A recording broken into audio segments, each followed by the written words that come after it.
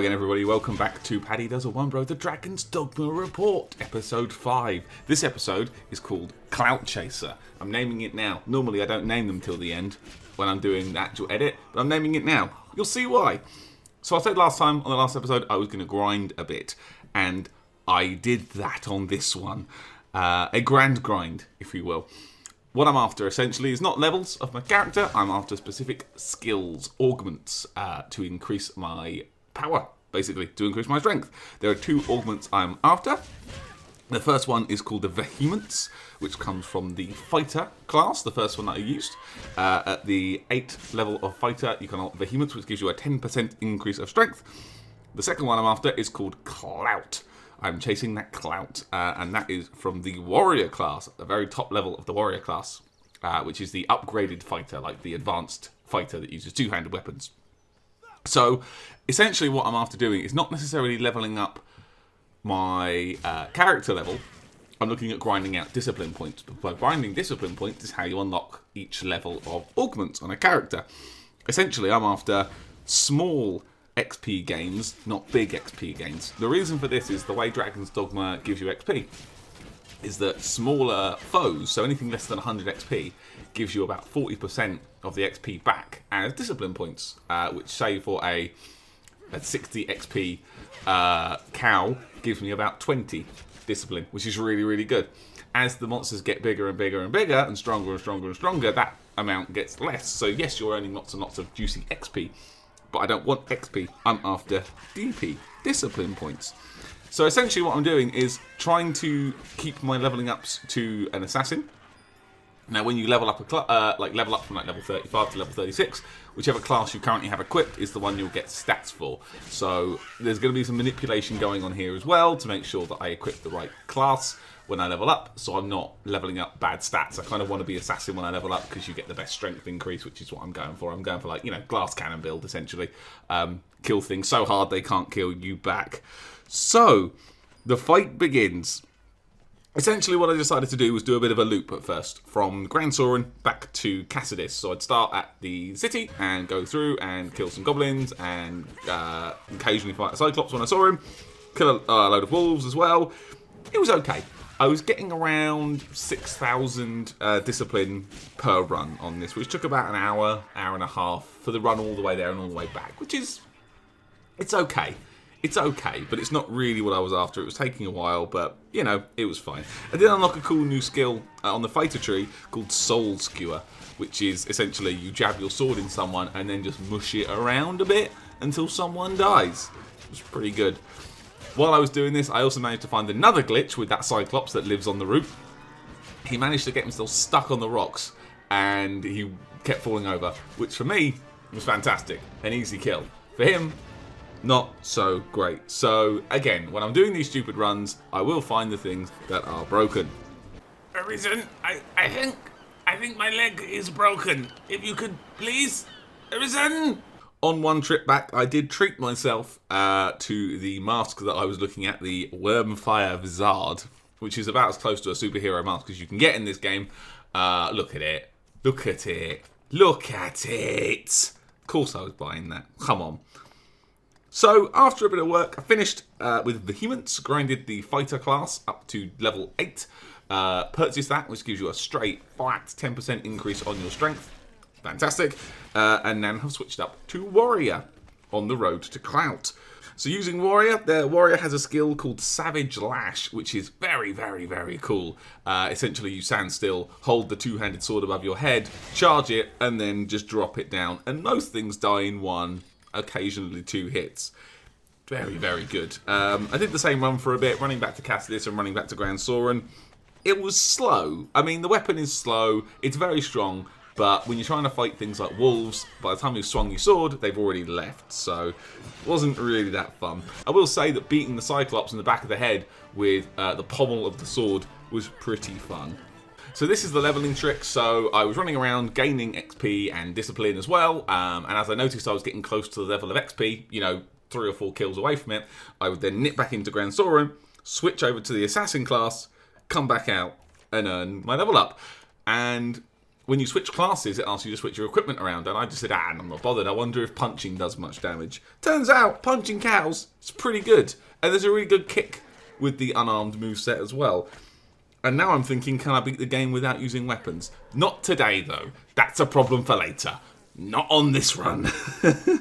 I will say leveling up wearing nothing but your pants did feel pretty good. So, I noticed that the cows respawn straight away. I hadn't clocked this before, but I noticed they spawn quickly, and they drop, I say, 50 XP and about 20 discipline, which is quite good, actually. And I'm thinking, in terms of speed, maybe I can do this run a bit faster than all the way to Cassidus, because there's long stretches of that where you're not really fighting anyone, and some of the enemies are a bit too strong, and you can get caught up on the Cyclops, who doesn't really give you that much after, a 10-minute fight. So I decided to farm cows instead. Very, very fast discipline point gain, very low XP gain. It's perfect. It is probably the most boring possible way that one can do this, but I'm fine. I could put on a podcast. I could listen to... What was I listening to? That's right. I was catching back up on JoJo's World podcast, which is really good. I finally was listening to the Castlevania episodes, and they're very fun. They're very, very fun. Lots of talk about Dracula, because it's Castlevania. Shut up. While I was beating up cows, I was also trying to run off a quest where you obtain 5 sour ambrosial meat. The cows drop this very rarely. 2% chance of them dropping this ambrosial meat, and I was killing enough cows that I was getting some. Now the thing is, to make it kept, you have to combine the meat with an airtight flask, which keeps it in the condition that it is, because otherwise food goes off. Now the guy that wants it wants sour ambrosial meat, so you have to wait for the meat to go off. And I found a bit of this, and I was feeling good about it, and I thought, right, I'll advance time a bit. And then I checked my meat, and 2 of them had gone completely rotten, skipping straight over sour. Now, bear in mind, this is probably 2.5-3 hours worth of cow farming to get this much meat. I was not okay. I was so close, and then I had to start farming ambrosial meat again, which I did. I finished it, and I finished the quest up, and I was angry. So I was wondering, now I was stronger, and now I was faster, could I do a trip into the Everfall? Because monsters respawn back into zones after a while, and I hadn't been to the Everfall for ages. And I thought, I wonder if I could go and have a look in the Everfall. This was a very, very, very, very, very good choice. In the Everfall, there are lots of skeletons, lots of undead. The advantage with the undead, they are very, very slow. They are fairly, not the strongest enemies in the world, but they're slow, and that plays into my giant longsword very, very well. I unlocked a skill called Corona Slash, which is like a long sweeping slash which knocks enemies off their feet and hits them on the floor. I would just stand there and just swirl and hit and hit and hit and just earn the XP without even trying. It was wonderful. You can reset the Everfall by resting for a week, so you go back to town and rest for 7 days and then head back in and everything's back. The ogre did kill himself one time, which was pretty funny. He just ran off the edge. It made me laugh. After maybe, I want to say 3 runs of the Everfall completely, I had Warrior leveled all the way up to maximum. I bought Clout for the increased 20% increase in my strength. Yes! And I grabbed Proficiency from the Warrior tree while I was at it as well. This one decreases stamina usage on my core skills, which is, the stuff that you use all the time.